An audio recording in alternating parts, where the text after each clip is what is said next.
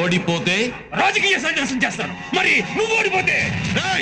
సముద్రం ఎండిపోదు, మా నరసింహరాజు ఎప్పుడు ఓడిపోడు.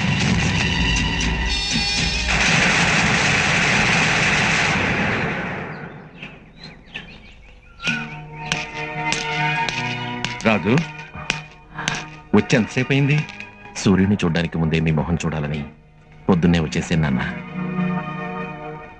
బుద్ధిందిరా మీకు?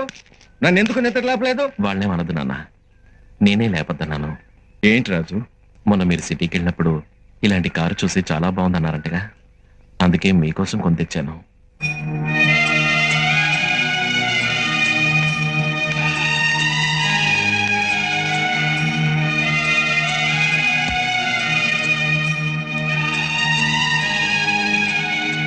కొడుకులు కోరింది కొనిచ్చి వాళ్ళ సంతోషం చూసి తండ్రి ఆనందపడతాడు.